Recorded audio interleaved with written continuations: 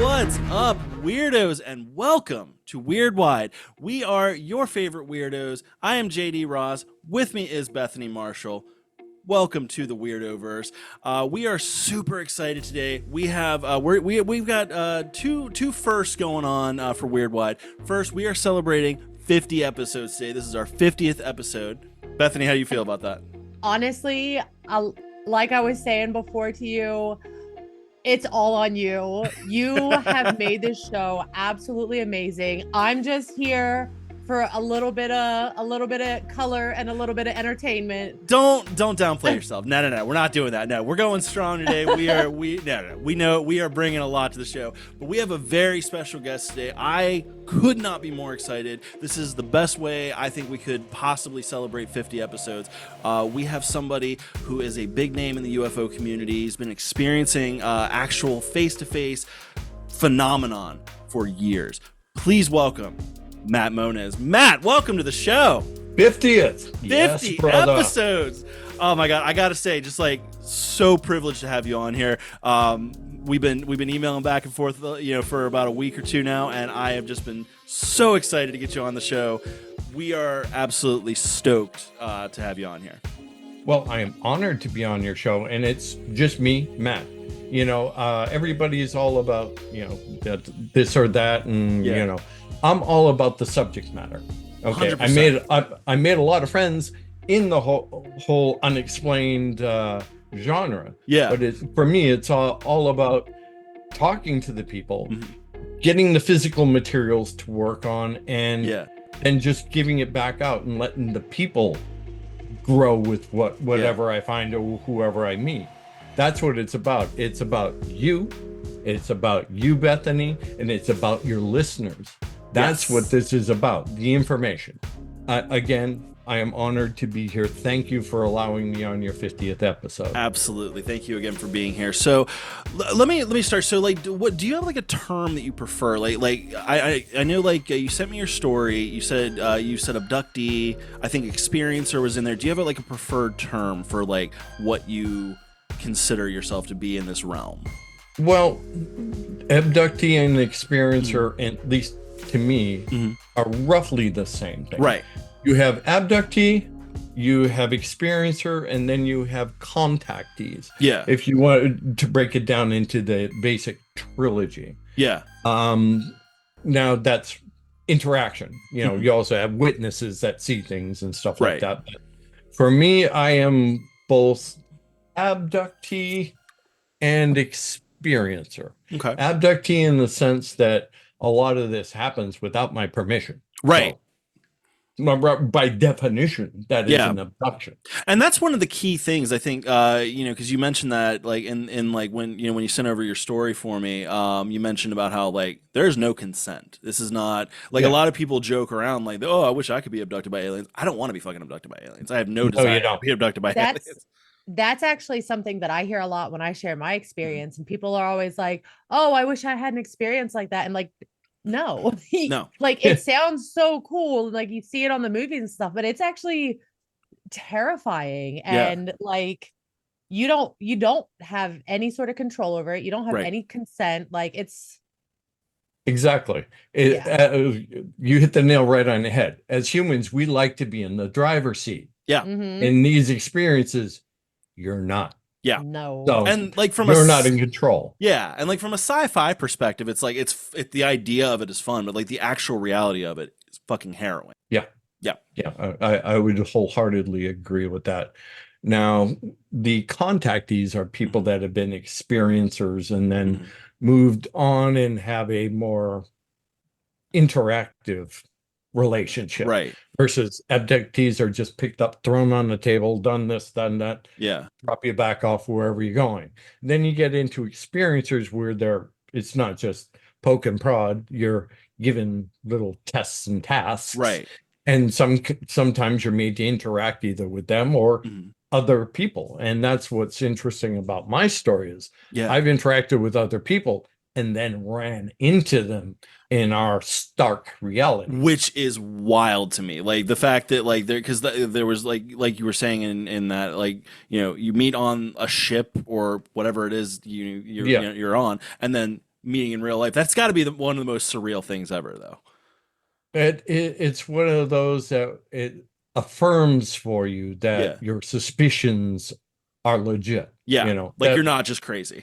That's yes, and that's honestly one of like the things that I struggled with mine for a long time, because I didn't say anything about it for so long, and then all I had to do was ask my sister, "Do you remember the UFO?" And the gates open and yes, I had been gaslighting myself for years that I was just making this up, and then my sister was like, "Yes," and she said it exactly how I remembered it, and I was like, "Okay, yeah." Maybe I'm not crazy, or maybe we're both crazy. Who knows? We might all be a little crazy, but either way. Here's something: you can be crazy and still be right. That's true. That's true. They're not mutually exclusive. And just because you're paranoid doesn't mean they're not out to get you. So correct. Exactly. It's a very high probability that me and my sister are both crazy. I can have attest, a wild experience. I can confirm that. That's true. I'm the normal one, though. I don't know. I haven't spent enough time with your sister, so I don't know. You are on this show, so by definition, you're at least a little bit weird. That's true. So Matt, take us through the beginning, because it started really early for you, which I think is another. Yes. I think it's another. What's the word I'm looking for? It's something that does. It's not as common to happen as early as it happened for you. Well, for me, it was roughly about 3.5, almost 4 years old. That would have put it right in 1970. Now my sister had just been born several months earlier, so she was still in a like crib or whatever in my parents' bedroom, because young infant, rather than going back and forth between bedrooms around whatever. My parents thought it was just easy to leave her in a crib in the bedroom. And I had a bedroom to myself, and it was definitely evening. I was completely awake, little kid playing with my little toy cars on the bed. I had, you pulled a sheet up over your knees and you create a ski jump with your feet, zing, I was just having fun, playing with the cars, being a kid. Being a small kid. There was a pole that had a light on it outside my bedroom. It was basically where the parking lot, where my parents had lived. You go around the back of the building and there's parking for 3 or 4 or 5 cars, whatever, and there was a pole with a light on it, enough to illuminate the parking lot and get into the back door. So, and my bedroom was by that light, so I had enough ambient light to sit there and play. And as I'm playing, I noticed that the light turned like a turquoise color, and I'm like, okay, that's weird. And I'm just sitting on the bed, was like continuing to play with the cars, and didn't think much of it at first. And all of a sudden it got from like a pale color to like really intense. It totally turned turquoise, bluish green, and it would kind of strobe and roil around, which I thought was like, okay, this is new. And then I felt the ambient room pressure change. And it was like a vacuum happening in the room, and so much that my closet door, popped and creaked open. Creaked open, just like in a sci-fi horror movie. Oh my God, something. I didn't think anything was in the closet. It's just the negative air pressure popped the door open, and all of a sudden I got this weird feeling like something's there. So I did what every normal kid does. Hid under the covers. I do that now. If this happened to me, I would do that now. And I'm got the death grip, behind my head, and all of a sudden I could see shadow walking around in the room, and I'm like, because it was very bright light now, it was only a basic sheet, so you can see shadows going back and forth. And then all of a sudden, whatever it was jumped up on my bed, or got up on my bed, and started walking 1 foot, 2 foot, left, right, parallel with my body. And as it did that, my body just locked straight out to the point where every finger and every toe was stretched to extreme. I couldn't move. And I tried to call for my parents, and all I could get out was, the only thing I could move was my eyes. And terrifying. The most scared I have ever been. I believe it. I've been scuba diving with great white sharks, jumped out of planes, been shot at. And this is the most terrifying experience I've had. Yeah. And this thing started reaching around and finally found the edge of the cover behind my head and pulled it back, and I'm face to face with this ugly thing. Yeah. And when I say ugly, I mean this thing wasn't just ugly. The word I used to describe it is ancient. Ancient. Okay. So it had a very old feel. Very old look. Okay. Your typical grays that you see people drawing. Right. They think they're smooth skin. No, or at least not the one I've dealt. Right. The ones I've dealt with. Have you ever seen an elephant up close? Yeah. Okay, you know how their skin's all mottled and got these bumps and knurls, kind of loose looking almost. Yeah, it was very much like that, but the skin under the tones underneath were black flecks, and there was stripes and shades of pinks and purples and a little bit of green. Yeah, the best way I can describe it is if you ever seen a rainbow trout up close, like that under the skin. It was kind of iridescent almost. It was a big nose. Every time it breathed, best way to describe it is how how a seal closes its nose before it dives underwater. Yeah, it kept doing that every time it breathed, and that was the last thing I consciously remembered.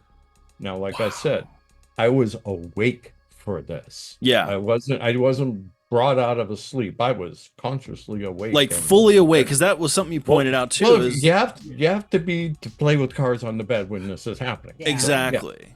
And sorry, but people go, "Oh, sleep paralysis." That's exactly what I was about to bring up. Is like sleep paralysis is there's a different order. You wake up, you're paralyzed. Yeah. Then you move. I was awake, paralyzed, and then brought to unconsciousness. The opposite order. Yeah.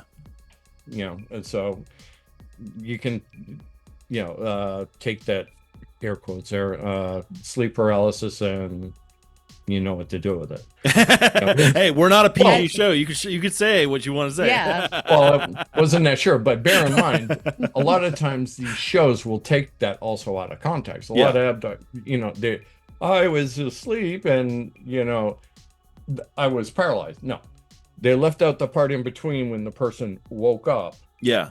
Seeing them doing something, then got frozen and paralyzed afterwards. But through the magic of editing, they take people's stories and they cut it to fit their narrative. Right.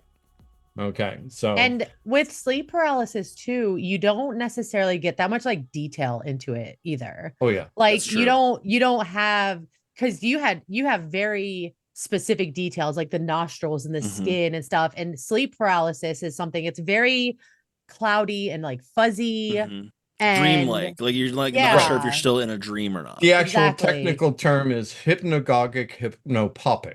Is that I didn't know that. Yeah. Scientist. Hell yeah, dude. But that creates a cloudy state in the mind.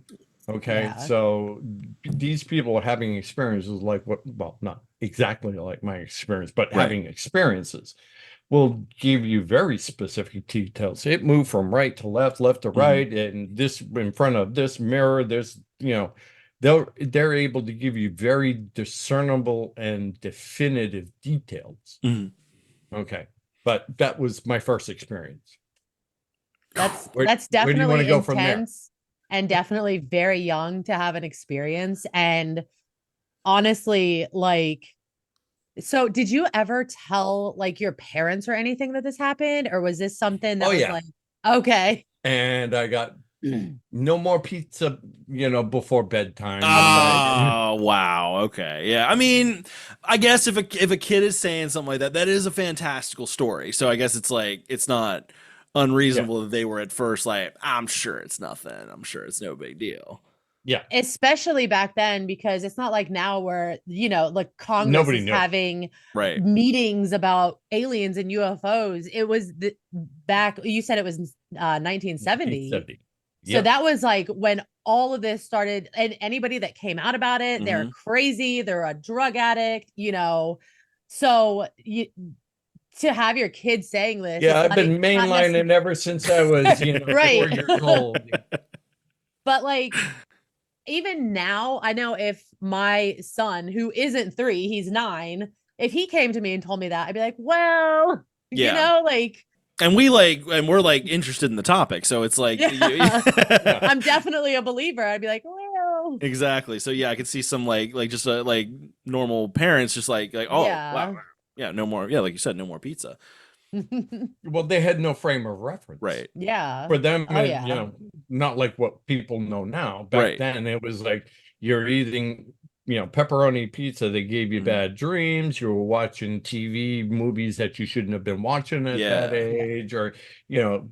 And I get what they're talking about. Yeah. They were working with the information they had at exactly. Yep. Exactly. So it was a couple years later that like you had something that like specifically trigger it. It was and tell us a little bit about that. Well, all of those feelings came back 1977 when I was sitting, you know, in the theater watching Star Wars and the infamous cantina scene, and all of a sudden seeing those faces, which was very close to what I had. I was like, all of a sudden sitting there in panic mode in the theater seat. Yeah. And it brought, I mean, literally brought that wave of emotion back from that back then. And just to caveat what had happened when I was younger, you know, for a few months after that, that really messed with my head so much that I had trouble in the little preschool I was in, and anxiety, panic, and, you know, whatever. And that slowly subsided until, like I said, I saw Star Wars, and that all came just flooding right back. Yeah. It seems like almost like a post-traumatic stress response. Yeah. Like actually triggering. Yeah. Yeah. I literally couldn't move. All I was doing was sitting there shaking. Best way to describe it is not shaking, but vibrating in the scene. Yeah. If that makes sense. Now, Bethany, do you know the scene he's referring to? Because I know that like, oh, you actually, okay, this is a first. Because usually when we reference a movie, because I reference movies all the damn time, and she has no idea what I'm talking about because she never sees any movies. I've definitely seen Star Wars. Anything space, I can get into a lot easier than, you know, the weird movies that you watch. I do watch a lot of fucking weird movies. Yeah. But yeah, so you're just like you're sitting there, you're trying to enjoy the movie, and the cantina scene hits, and then like you're just seeing like you're like face to face with this like nightmare again. Yeah, flashback. Oh, it was, you know, all that same emotion at the same levels came back all at the same time. Yeah. Wow. So all I did was sit there in the seat and literally just like vibrated, shaking until the scene was done, and hand did shoot first. Thank you. Thank you. I would like, honestly, if you just said the Greedo shot first, we'd have had to just cut this short. That's it. Thank you guys. We tried. We did our best. Exactly. But you know, that reinitialized, you know, that experience back in my head. And then as teenager, you know, several experiences. And then you want me to jump a little further ahead from here? Yeah, please. All right. After a couple of experiences as a teenager being taken, I was brought into various rooms with various people, you know, kids from younger age, my age, into young adulthood. And we were walked around, made to do different things. On one particular occasion, I had to have been, I would say, late 17, maybe early 18. And they grabbed me, brought me into a room, best way to describe it is a ovalish shape with a path going down the middle in these boxes that started at small height and worked their way up taller. Best way to describe it is like a theater stadium, you know, type of thing. Or so I'm picturing a lot of gray, like a lot of gray metal. Yeah. Okay. Gray boxes. Yeah. Gray boxes of very square shapes, yeah. Large, small, whatever, but starting low and working their way up to a slightly curved dome ceiling. Yeah. There was a door on the other end, so I got literally pushed into the room, and the door shut behind me. So I'm jumping all over the things. Is there a way out of here other than these two doors? Is there anything I, can find around here? Whatever. So after about 5-10 minutes, I went back down to the center pathway. Yeah. Sitting against one of these little boxes, and the door on the other side opened up. These three little beings with a young girl about my age, dressed in a suit that I was put into. They escort her in, and they back out, shut the door, and she comes walking like, "Hey, what's up?" And she's like, "I don't know what's going on." Typical. What do you? Who you? What do you? And they left us there for easily 15 minutes to half an hour. So we got into very depth conversations about school, parents, music, typical things. Trying to normalize it to to a bit. Yeah. Typical things. And she was kind of cute. Yeah. And I'm like, hey, young teenage boys. And these suits had a very particular property. Best way I can describe it. And I'm going to leave that blank for other people to help validate, if you know, you know. Gotcha. Okay. So I was playing around with the properties of her suit. Yeah. And she was doing the same thing to me. I'm like, okay, this, that. And the door opened up on her end, and they basically wanted her to come with them. And me being young Mr. Bravado, trying to, I remember being 17. I remember this. Full of piss and vinegar. So I jump out and push her behind me and stand in, defensive stance. And this is all Mars attacks when he starts like punching the shit out of the aliens. May be just me, but I'm 1.5 feet taller than them, and I outweigh them by, I don't know how many pounds. So like I could take them. I don't care if there's 3 of you. Type of thing. I'll take you on. Yeah. And they gave me a message back. Best way to describe it is a telepathy, but I understood what because it's a lot of telepathic, not as much like physical, speaking. I knew what they wanted, and I knew what they were saying, but there weren't necessarily words. More like vibes. Well, it was feelings. The whole, it was feelings. I don't want to say words, but words, if that makes any sense. I understood very clearly, if I let her go with them, they'll take me home. Yeah. So I'm like, here you go. It's like, sorry, you're cute, but you're not that cute. Chivalry right out the window at that point. They let her go walk out in front of them, and all 3 of them standing there still looking at me. So I gave them a little bluff charge, like, and they scampered through the little doorway, and the doorway shut. Well, fast forward several years, and I was with a friend of mine, April Fools, in a planetarium at Bristol Community College, in a lecture being given by Stanton Friedman. Love it. Okay. So I'm sitting there in this planetarium. And if you know the layout of a planetarium, it's a round room with seats that go up in an angle. Yep. Yeah. Deja vu type of thing. This feels familiar. Or on the other end opens up, and she walks through the door and starts walking down the stairs. I hit my friend Maurice, like, and he was wondering why you hit me. Like, so did he know that you would, like, I guess, like, there's no way he knew I was an abductee. But there's no way he could have known when you saw her that was the girl that you'd been interacting with. Because I never told him about that particular incident.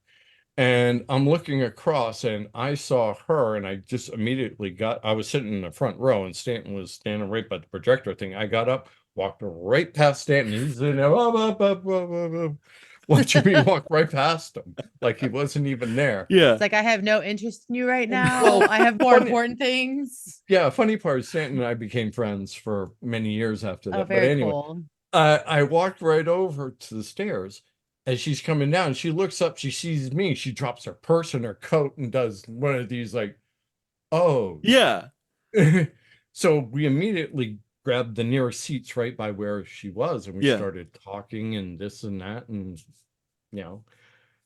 few weeks later, we're going out on dates. Yeah. A month or two later, like that, we're living together. And then a few years later, we got married. And a few years after that, got divorced. But anyway, she's still a friend. Yeah. And things like Things that. happen. Yeah. But It's like the eeriest meet taken. cute that I've ever heard of, though, too. I Right. love They that. need to, if they made that into a movie, I would watch it. Oh, I'd absolutely watch that movie. I would watch it. My story is already taken in the movie Taken. Oh, you know- really? Oh, word. Okay. Okay. Are you familiar with the one done by Spielberg, right? Spielberg? Yeah. It's been years since I've seen that. Okay. My Shocking, wife's I name haven't was seen it. Lisa. My wife's name was Lisa, and I Oh. actually used her name as Lisa. I'm Charlie. Charlie. I actually back want to and check watch- this out, though. Go Yeah. back and watch the, basically two kids introduced, and they have Yeah. a kid going into, and it's orchestrated by them. That's how That's so cool. Spielberg basically got that story. Yeah. And I found out after I was watching the movie, and I'm like, hey, See, hey. this So I doesn't picked help up- my theory about soft I disclosure picked up because the I've phone got and to. called Right. Bud Hopkins. Is like, did you? He's like, oh yeah, I did. I'm sorry, I forgot to tell you. I'm like, Forgot Sorry. to that tell would be you. something I should know. Slipped my mind. But anyway, so yes, we were working with Bud, and he was the one that would have us screen people that have had encounters Yeah. together. Now, Bud Hopkins he's like the famous hypnotist. He worked with Whitley Book writer Strieber. and yeah, Yeah. I worked with him for a number of years, Yeah. and I would help filter and screen certain cases for him. Yeah. Trying to vet certain situations and people and Mhm. things like that, all the way up until he died. But I miss him. He was actually a very good soul. Yeah. That's awesome. Yeah, to be able to help people through some of the experiences that they've had, Mhm. I could imagine that it was a very, very good soul. Yeah. It takes a certain kind of person to Yeah. do that, to dedicate their life to doing that. Now, moving forward, Mhm. after I divorced and whatever, moved back to my old town, Mhm. my childhood home, or at least childhood town. Mhm. And I started doing some work. I was working in various laboratories at the time, but on weekends, I got a gig being a sound man and at a bar owned and run by the Hells Angels, which was actually Gnarly. kind of like my therapy, because I've been dealing with bands for years. Yeah. As a sound man doing stuff and whatever. But that was kind of like one of my things.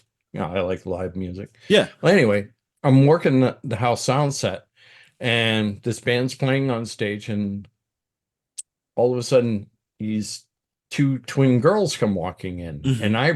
and one of them recognized me from an occurrence Yeah. on board, and them as the Starborn Twins, which you did the Yes. show on. Yes.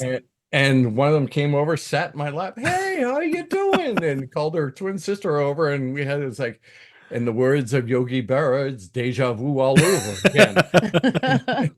Although we became very good friends, and I helped them. Well, they came up with Starborn support. I just helped the organization together and stuff like that. And we had been doing a number of different, TV things and book things with people about our story and stuff like that. But yeah, through working with Starborn, I got to help with other people. And one of the main people that we help in experiences would not be who you think. Really? Yes. One of the biggest people we wind up helping is not the person that's taken. It's usually their spouse that we wind up. That makes Because- sense. Interesting. That does make sense. Yeah. I'll give you one particular case. There was one gentleman, his wife was the target of being taken, And on several occasions, he witnessed her being taken and being immobilized and not being able to do anything. Yeah. Now, this gentleman spent several years in the military and special forces and was a police officer. That's, a bad asset. Yeah. Can take care of business if he needs to take care of business. Yeah. And here he is crying like a little kid to me because he can't do anything to save his wife. Yeah, because they're taking all the power away. Helpless. Yeah, it's literally his feeling of job to like protect people, and he can't do it to the person that he cares for the most. Yeah. Correct. Oof. Wow, I would not have expected, like, I mean, I guess it makes sense though, because I don't know, I always picture like until I saw about your story, I always picture like the spouse doesn't necessarily even know what's going on outside of being told about it. So I don't really think of like most of the time in these cases, I just imagine the spouse sleeps through it all. No, in a lot of cases they're awake or witnessing it as it happens. Yeah. But just immobilized until whenever they bring them back and do them, and then they turn the switches back on and go about. Like I said, and like what I wrote to you in my little story, on several occasions of various women I've lived with, they've been witness to it as well. My second wife actually had to let me back in the house because they literally, this is not exaggerated, they literally dropped me on my porch naked. That just seems like a dick February. Move to do. What? In February? Seriously? In New England. Oh my God. These aliens are fucking assholes. Literally, like what a bunch of peckers. Like, at least have enough courtesy to like put me in the house or like with a blanket, anything. Something. Well, because it's like, they can go in. So it's like they made the choice to be dicks. Like, instead of just putting you warm in your bed, they violated your whole consent, and then they just honestly, fuck these aliens. Right. Well, that's assholes. kind of the reason, they're not nice to me, and I'm usually not nice to them. And on several occasions, they've forgotten to turn the off switch or immobilization switch, and I become the bull in the china shop until I get that evil cattle prod, is what I call it, and you get zapped. I've fucked up a few of them. Oh, that's gotta feel good though. That has to feel good. Like, especially after it's gotta be therapeutic. After like a lifelong experience where they just keep fucking with you, just to fuck one of them up. Being able to land a punch and grab and kick and whatever I can do before they got this. Best way to describe it is like a funky cattle prod. Yeah. You with it, at which point that's it. Yeah. Now I gotta wonder if like some of that was like a test, if like they let you go like crazy on purpose. Oh, they make mistakes. They make mistakes. Okay. They're not. They're all knowing it. No. They fuck up all the time. And that's like one of your other stories about that you told me in the email about the other girl that you were, I don't know if you were dating her or you were married to her, and no, they just dating at that time, that particular one. Yeah. Yes. And they just fuck up royally, wake her up, they accidentally drop you. And like just this idea, like, because like I've always thought of them like they're some infallible sci-fi monsters, but it's like super advanced. Yeah, the idea of them like having to go tell like their boss or something how bad they fucked up. I'll share a story with you that I got from dealing with Bud. Are you familiar? With the book that he wrote called Witnessed, about the Brooklyn Bridge abduction? I have not read it, but I know of it. Okay. The main person in it is her name is Linda Cortiel in the book, but her real name is Linda Napolitano. She's been a good friend of mine for years. And she related to me when we were all sitting down with Bud at one time. And it's actually in the book Witnessed. So I got to hear it before it got in the book. But basically, they took her one night and she did this or that, and they brought her back home. Now the problem being, she was wearing when she woke up a pair of guys' boxer shorts or running shorts and a Japanese t-shirt about some sort of marathon in Japan. Yeah. She went to bed in a teddy. So the shoes was, I wonder what happened with the poor guy with the teddy.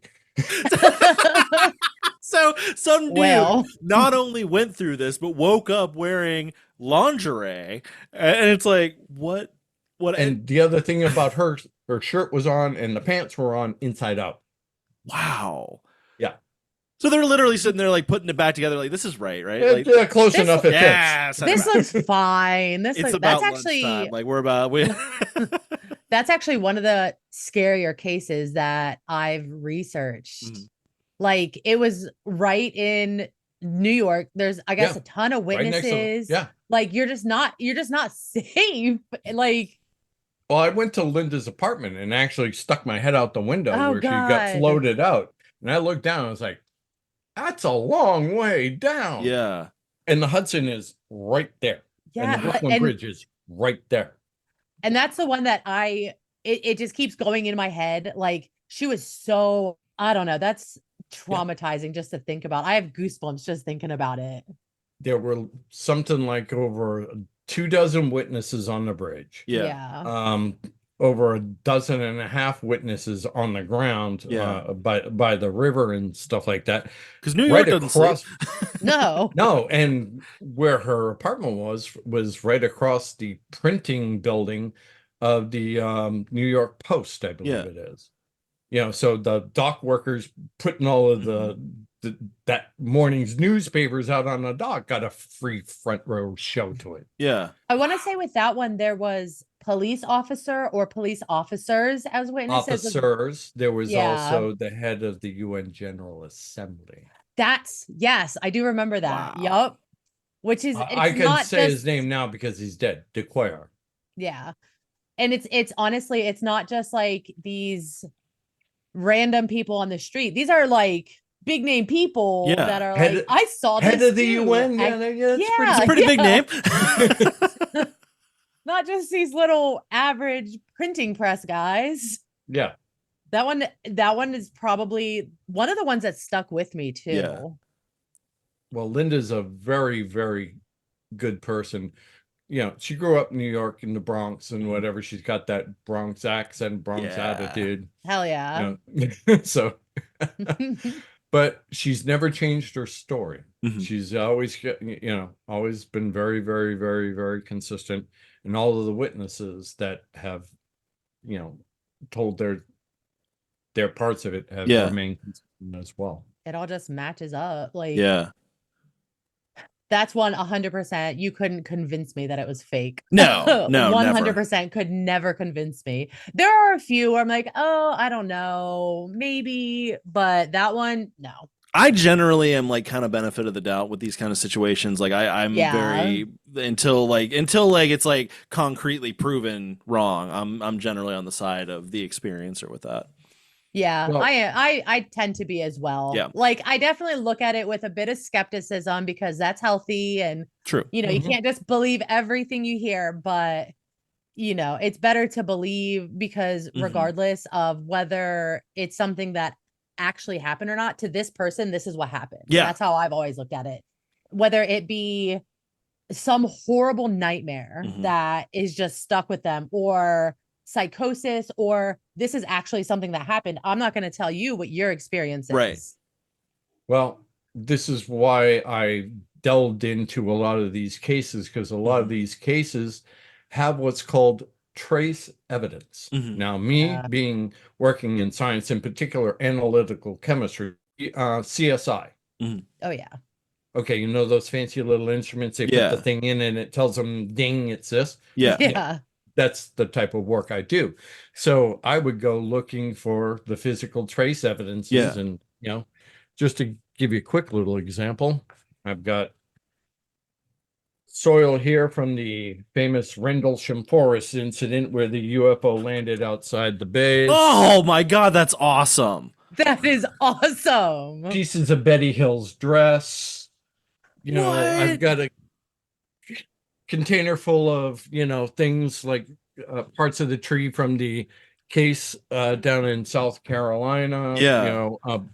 a number of different things, a number of different historical, literally historical artifacts. Yeah. And the analysis I did are in the various people's books, like part of the things here, the tree incident from South Carolina, Chris Bledsoe. Very nice guy. Very, very nice guy. They have, I think they have a podcast that they do. Bledsoe Said So. Yep. Oh, that's a good name. I like that. Yeah, I know. I've also got pieces of the tree that Travis Walton hid behind. That's awesome. I've sent you pictures of pieces of wreckage from Roswell and stuff like that. I have access to all kinds of physical trace evidence. Yeah. I can tell you that there's definitely something with these pieces of memorabilia, as you're calling it, but these trace evidence, there's physical changes to them. I can tell you what the physical changes are. Is it proof? Well, it's proof that something happened, not nothing.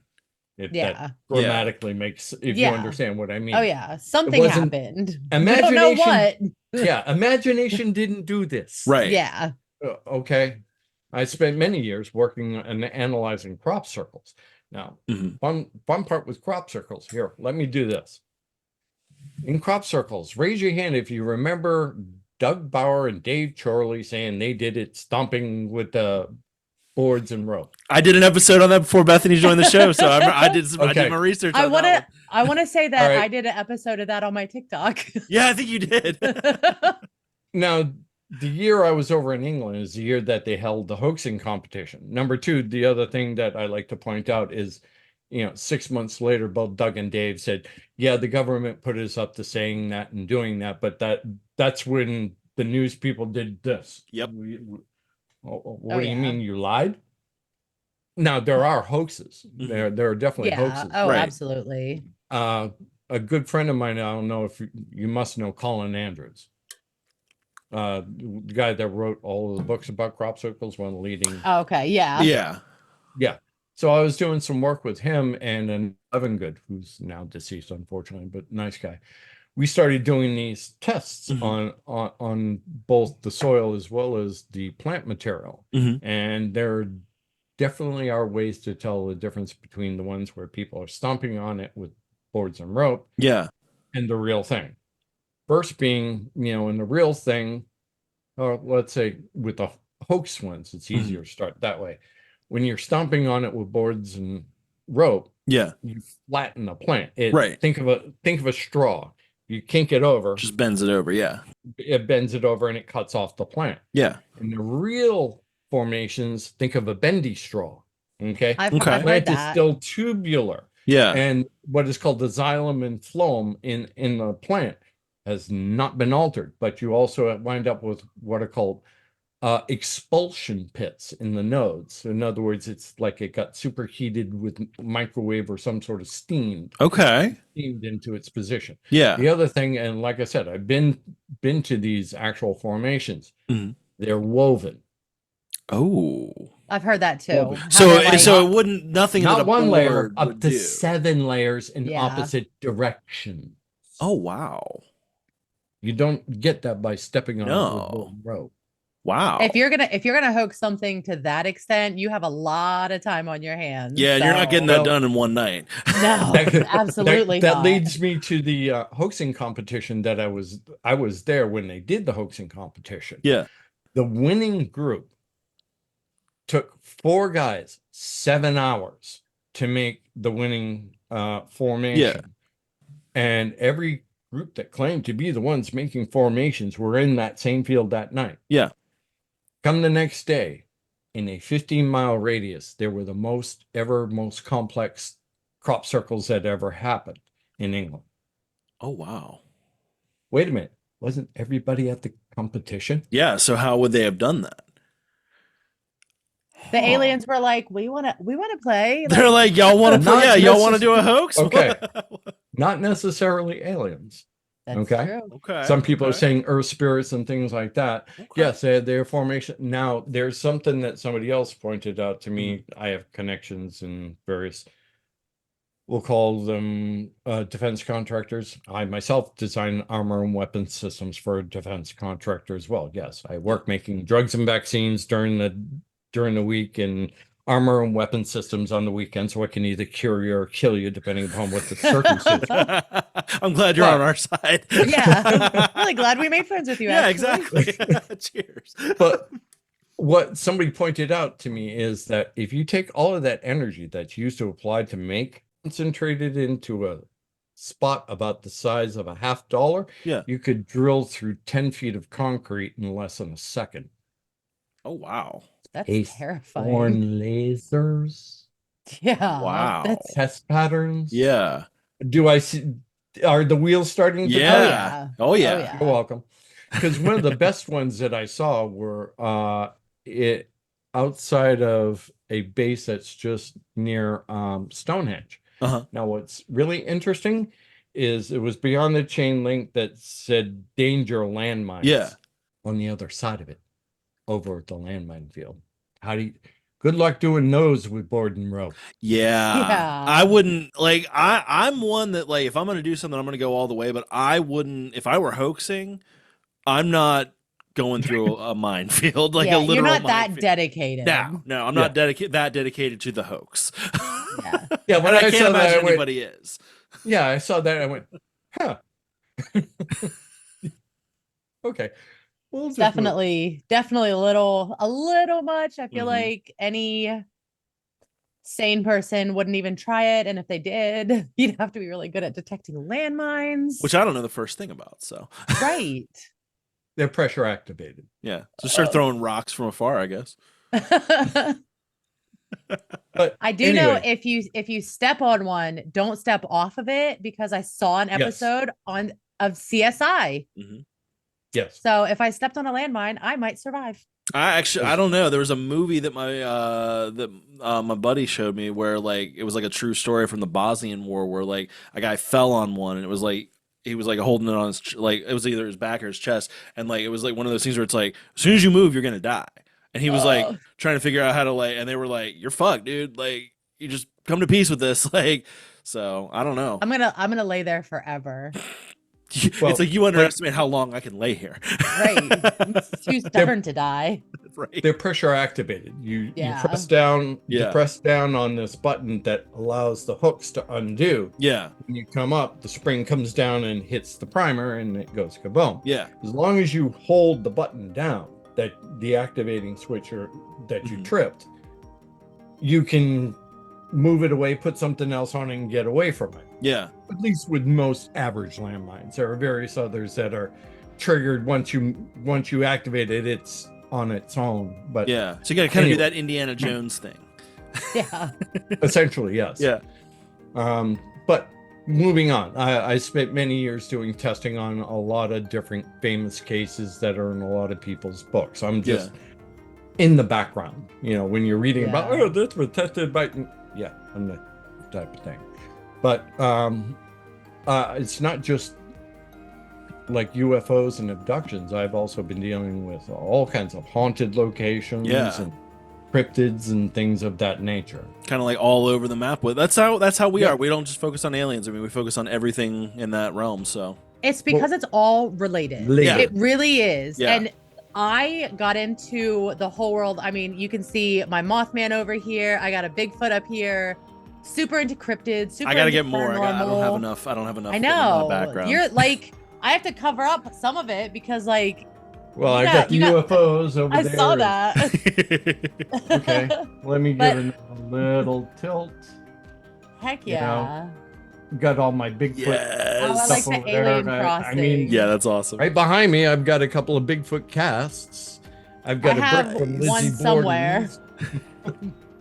I have my whole wall. I want to figure out how to get a setup to see my whole wall because it's all maps of paranormal and cryptozoology and pictures and artwork. But I got into all of it because I was researching UFOs. I actually started with the Alaska. There was a movie, the fourth kind. Fourth kind, yeah. Which turned out to with be the owls. Yeah, it turned out to be kind of a little exaggerated. It's again loosely based on real events. Yeah. Yes. And because of that, now I'm like all into all of it. Yeah. You go down that rabbit hole. It's just like it goes deep. A month ago, I was in freaking England at Stonehenge. So jealous of that. Looking for the Loch Ness Monster in Scotland. Thank you, Fourth Kind. The movie that, let me tell you what, that movie traumatized me. And I didn't sleep well for I couldn't get more than 2 hours of sleep for 3 weeks because of that movie. And then I found out that it was loosely based. I'm like, oh, that's really messed up. But loosely means there's still something legit. There is still something there. Yeah. Yeah. Alaska's weird though. Yeah. You have the Alaskan Triangle that is up there. Okay. Yeah. And where I live, if you can read, the Bridgewater Triangle. That's where I live, if you've seen that documentary. I haven't seen it. I've researched a lot into it. And a woman that I have mutuals with on TikTok, Cam, she goes by Swamp Witch. She I know about her, yeah. Yeah, I love her. She's so awesome. nice. Yeah, she's awesome. She recently, within the past year or two, moved up there as well. And she's loving it. Oh, all kinds of activity in this. I mean, it's one of the oldest reports of UFOs in the area, in the country. Yeah. Yeah. First reports of Bigfoot. Now, what? Bigfoot with the colonists in Plymouth? Yes. They referred to the Indians, Native Americans, as savages. Yeah. Okay. What they were also encountering out in the woods, they called the wild men. Yeah. And the people conflated the two. They're two completely different things. Yeah. Very different. The savages were the Wampanoag tribe, the Osonets, and all of the various other local tribes. The wild men were the big hairy people that threw logs and boulders at the settlers. Bigfoot. Oh, Totally. There's and then there's also not in that direct area in Pennsylvania, there's the stories of the Albatwitch, and I think I'm saying that right because when I said it originally, I said it wrong and got roasted for it. But the internet is brutal with that. And I'm so bad at pronunciation, and I get reamed. I'm like traumatized mildly by it. But they're essentially little Bigfoot. Yeah, little Bigfoot. Oh, they're so cute. So you got regular Bigfoot, you got the little Bigfoot, and I'm just in love with all of them. Yeah. Well, I sent you a video of when I was on Beyond Skinwalker Ranch. I was there, Puckwudgie, which is what the little Bigfoot is up here. Yeah. I didn't send that to you, did I, Bethany? No. Oh, well, my bad. I sent you the pictures, didn't I? No, I don't. I sent you the pictures that he sent. You might have. Last week was rough. Yeah. You had a rough week. I'll give you that. I had a rough. It was. Yeah, there's a reason why we canceled last week. Yeah. Well, that episode was interesting because that's what they focused on was the Bridgewater Triangle. Yeah. And how it was like exactly what they have at Skinwalker Ranch. And in my particular case, we went out looking for little people and we got buzzed by a UFO that was recorded on 4K by several professional, That's and awesome. Same episode, my friend Andy Lake, if you watch the whole episode, the night before over at what's called Anawan Rock, which was probably about maybe 3 miles from where we were at, had another UFO that flew over the night before. It caught it. So that episode has 2 UFOs, and he was looking for ghosts. Yeah, like it's all connected, like phenomena, you said. Actually, can't you guys wait? Okay, we're looking for ghosts here. One thing I like, I've said this before to people.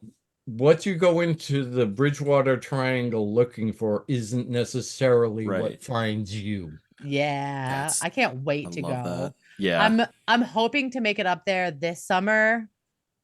I'm not sure if I'm going to be able to, but where are you at? I'm in Pennsylvania now. Yeah, so it's not even ridiculous far. It's just finding the time to do it because we have so many plans for on location stuff that we just haven't been able it's just finding the time to and the money to go do it. Yeah, the money. Ding ding ding. Yeah. But especially because I blew all my budget. Yeah. Whoops. Been there. Now I want to get back to the Inside Edition. Yeah. Thing that's what brought this whole thing about. What was interesting was when we had Inside Edition here, we had a bunch of us abductees, experiences, whatever you want to call it, and they came down with the intent of, this is going to be right. And they got a eyeful. Yeah. And they had a whole bunch of experiences of their own with it. When they left, they were like, what the hell just happened? Yeah. And like there was a whole bunch of situations with technology failing and things like that too. Yeah. Like watch I have to wear. I have to wear G-Shock watches because I can't wear any other type. And that is a thing that happens with a lot of abductees.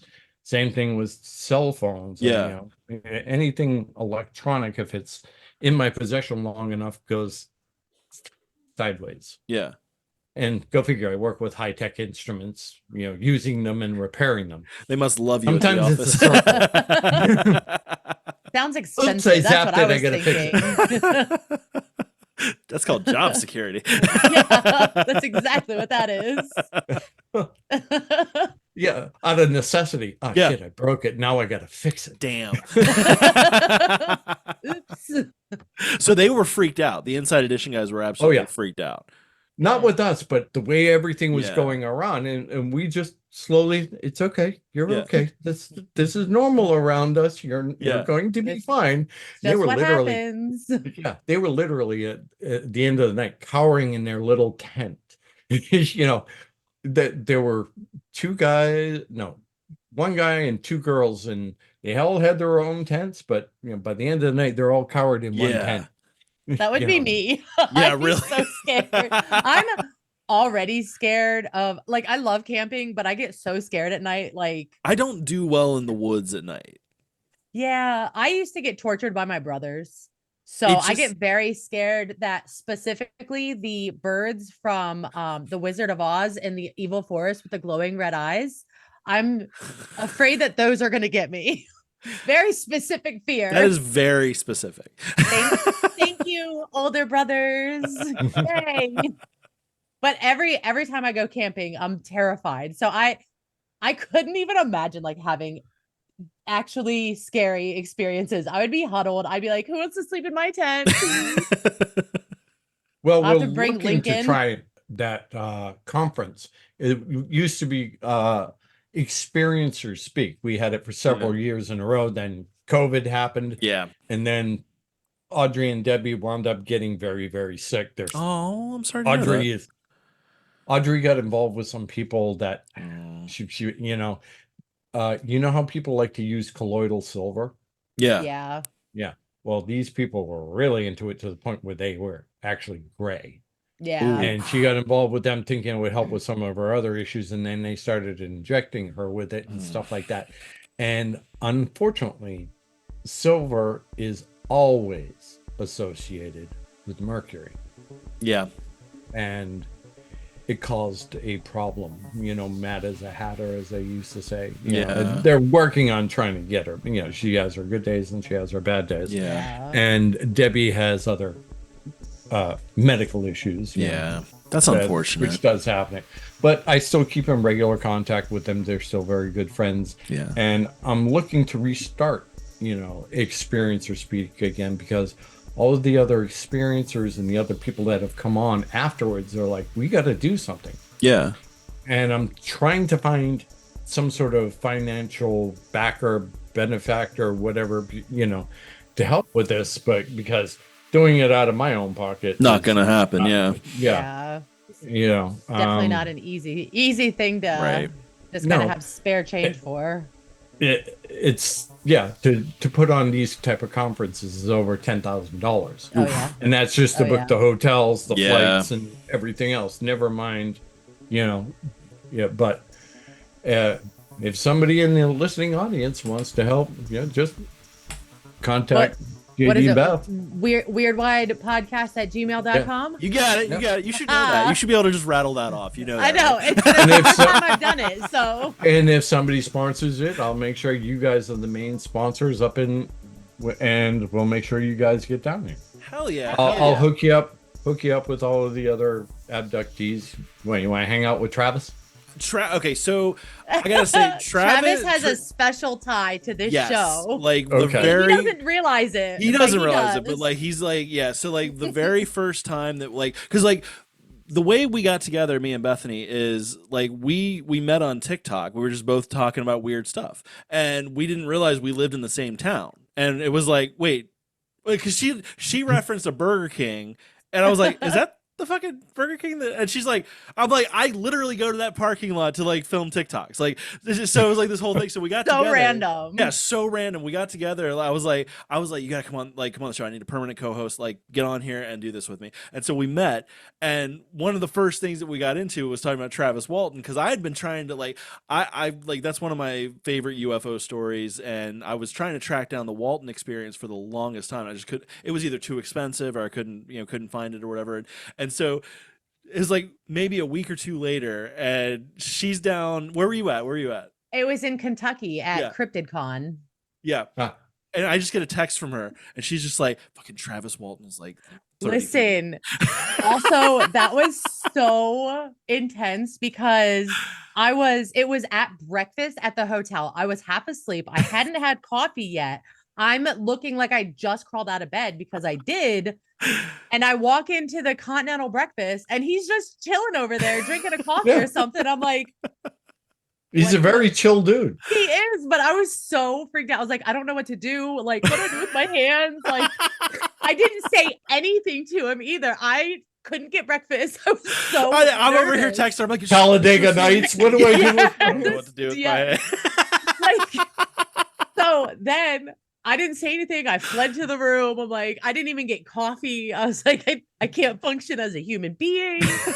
But he had a table set up at the convention, and I was really excited. And of course, I told him, I'm like, I'm an idiot, and I saw you at breakfast, and I panicked. And he thought that was funny. And then, it was really funny because, like, you sit there and you think, like, Travis Walton, you're going to ask all of the alien questions, right? Now, we talked about his old high school had an event, and we talked about that. And I was like, this is just like hanging out with some cool dude. But I did show up to JD's house with a signed copy of the book. So that's my like since embarking on this journey of weirdness, that is my very first like collectible, and it's like one of my most treasured things. And so I was it so makes me so happy too. Well, now we have matching to get him on your show books. for you. Oh, we would love that. That would be amazing. Absolutely, yeah. Easy enough. Honestly, he really call away. That's so cool that it's just like, oh yeah, just call Travis Walton. I've been doing this for like many years. Yeah. Decades. Oh yeah. So in the process of doing it, you get to meet everybody. Yeah. Oh yeah. And Travis is a real person. Yeah. That's what I'll tell you. You know, you go to these conferences, you know, some people are there. Hey, it's me. I'm here on the subject, and and then you've got real people like Travis. He was so chill. Yeah. He was, and honestly, like, I went from being terrified and like starstruck ish. Yeah. I guess. Yeah, I mean, where you're going. you know, in my realm, starstruck. Yeah. And to just being really chill. And we literally just stood there and talked about the most random stuff. And I was like, this is actually just a cool dude. Like, yeah. I love that. I mean, a lot of the times after I go to a lot of these conferences, well, usually I'm the guy setting up the AV. Yeah. Whatever reason, all these conferences. Hey, Matt, can you run the computer and the AV? And the See, you let them know one time that you know how to do that shit, and you're stuck doing it forever. Well, listen, here's the thing. Here's the thing. So me and my friend, we've been trying to run this podcast, and we just keep coming across technical difficulties. Oh my God. The first couple of weeks of trying to get this podcast, like, it was just an absolute clusterfuck. No, it wasn't a couple weeks. When did our first episode go out together? Because that was us putting it together with tape and glue. Yep. And it was not good. Was it January that when you? I think it was. Did we actually pull it off in January, or was it? It might have been February. It might have been. It was a lot. There was like, we were convinced we were cursed for a while. Listen, we are cursed. We're still have a curse. We're a little convinced. every time we're like, we broke the curse. No, Nope. the curse comes back and it's like, actually, you're cursed. Okay. You realize I don't live that far from Salem. I want to go to Salem so Yeah. bad. That's another one. Another friend of mine is Lori Cabot, the witch of Salem. Really? I've known her for decades. Very cool. I can have her try and lift the curse for you. That's awesome. Maybe she can perform a ritual for us. I've tried a few things, but I only dabble a little bit. So I've tried a few like little cleansing and nothing strong enough to lift up. Nothing whatever. involving bodily fluids. Got it. Yeah. We're getting there. Curse or not, we're getting there. So. Slowly but surely. And you know what? I'm getting better at dealing with some of the stuff, like running over the giant ferret. Yeah, there was a giant ferret that she ran over at one point. I cried. Yeah. but now we've made it. Exactly. We're at 50, we have awesome guest appearances. Yes. Like amazing. Like me. Yeah, exactly. I tried kind of pointing to you, but okay. I was wondering what you. I'm so bad at like it's backwards. It's backwards, and I can't get. There's like this running joke we got now that I can't get the heart thing going. And this is again, if you're only listening at home and you're missing the full experience. I can't do this heart thing. Yeah, so we do that. We do the Vulcan thing, but like apparently the kids today do the heart thing differently. So I do this, and apparently that's the millennial way to do it. But this is the Gen Alpha way. That makes no sense to me still. Yeah, they're wild. I'm Gen X. What do they call you guys? Like the forgotten generation. The forgotten generation. Yeah, you guys were the ones that I couldn't even remember the name. You guys were the last ones that drank from the hose outside. Yeah. Well, I did have one more question. I just wanted to maybe like kind of get like, why do you think you were chosen? Oh, do you have any theories on that, or is it just a big mystery? I can make an educated guess. Like because I'm a scientist, I recognize certain patterns. From what I'm seeing is they're looking for pieces of genetic material. Now, the stuff I work in, analytical chemistry, molecular biology, and genetic engineering. So I've even engineered my own bacteria to make sugars and things like that. So I understand how they're looking for various traits, how they knock out genes, how they insert genes or cleave them, as they're sometimes known. So I have a feeling that this has been going on for a long time, and they've been orchestrating this for a long time. That's what I mean, because it doesn't feel random at all. It feels very... No, it's definitely not random. Definitely not random. And the reason why I say that is I'm looking at the people I know that are in my family that they take and the ones that they don't. Interesting. In the same family. Yeah. That is really interesting to think about, the ones that they take, but then the ones that they don't. Yeah. Like, Yeah. I can easily count six different people that I know that in their families, they're the only ones taken, or them and a brother, or them and a sister. That's what I found interesting about the twins, because they were constantly taken together. Right. But yet didn't take the brother. Right. So, where they took me but didn't take my sister. Right. Yeah. That's very like, it's weird to really think about too. Like, why?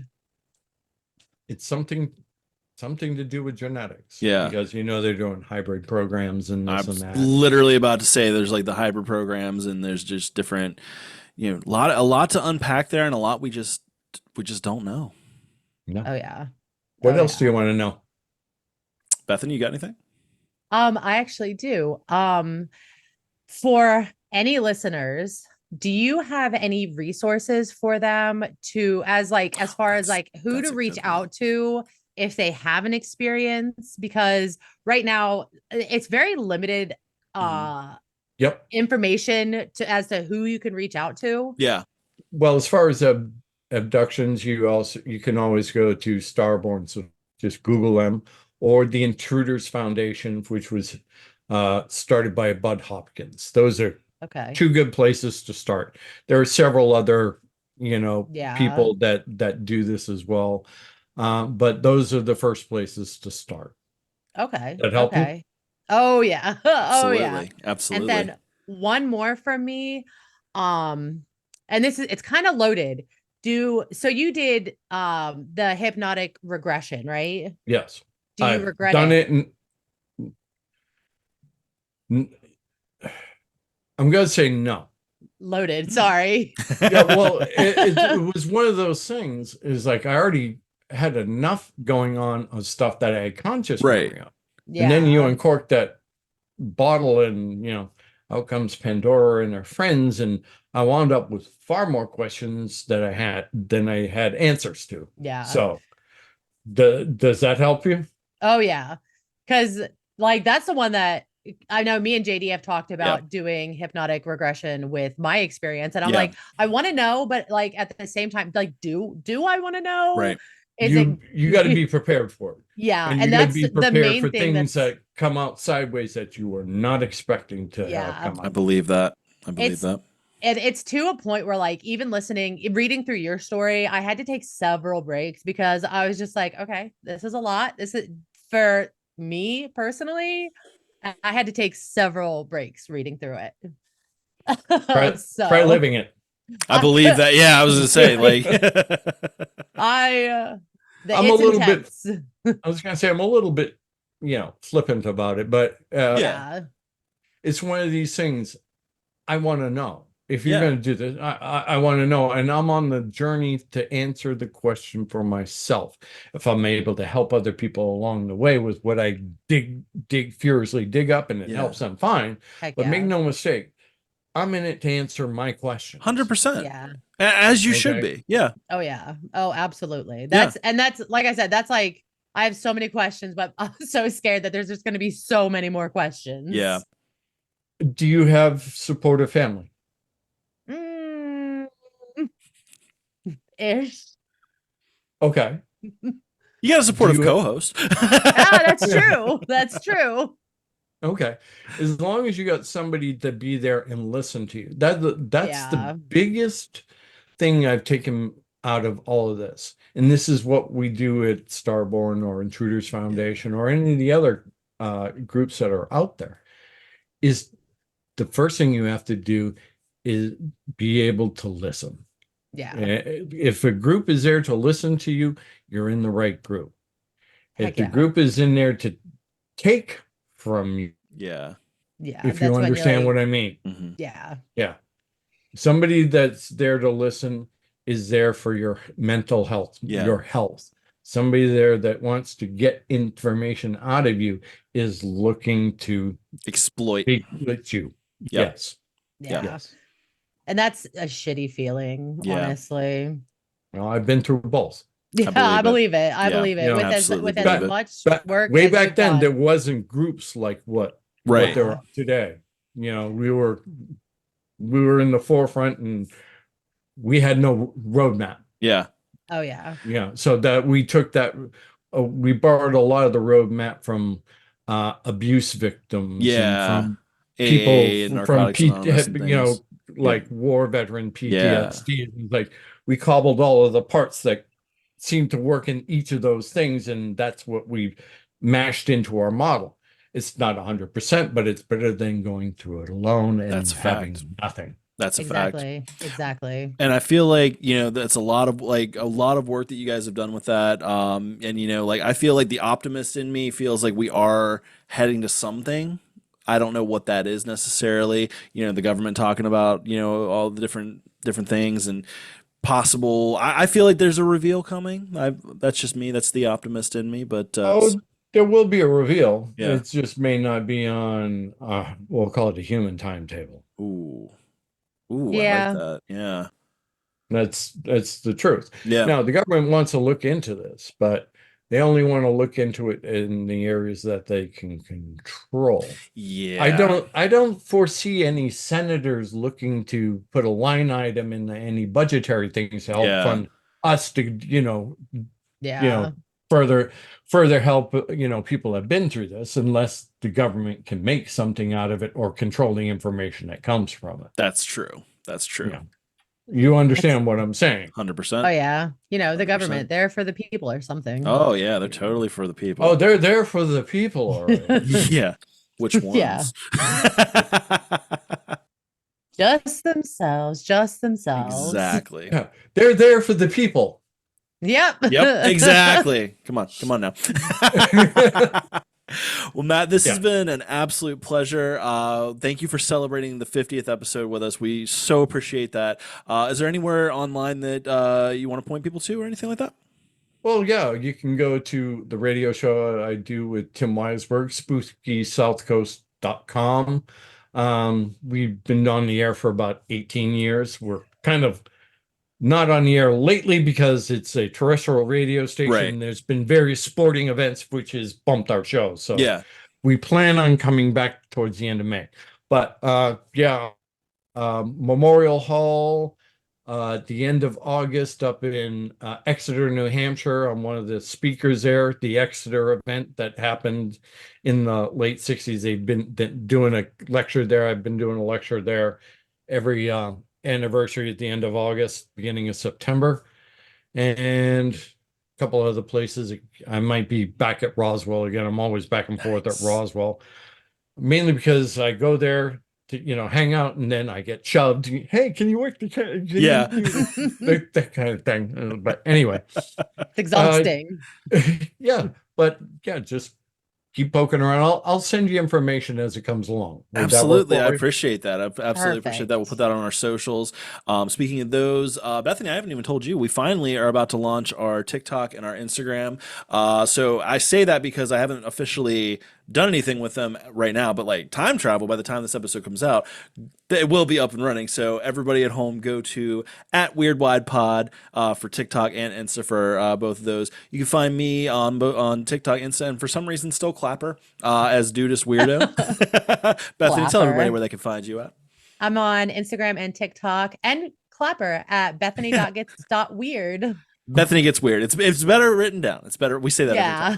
Bethany.gets.weird is annoying. Well, that could end up sending you to some other kind of site. That's true. That's true. I get that comment a lot, and now like thinking back, and I'm like, oops. Yeah. Well, you can still change it. I mean, No.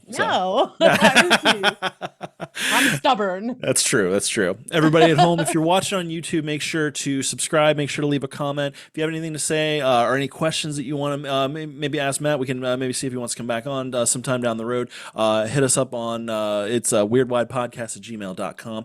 If you like what you're hearing, please, if you feel so compelled, leave us a review. 5 stars or better. If you're going to be a dick, don't leave us a review, but come on now. I think you can do it on Spotify. I know you can do it on Apple. So leave us a review. Tell your friends. And tell your friends. We're keeping this cult moving here. It's 50 episodes. We're just getting started. Super excited about the future. So everybody tune in. Until next week, we love you all. Stay weird.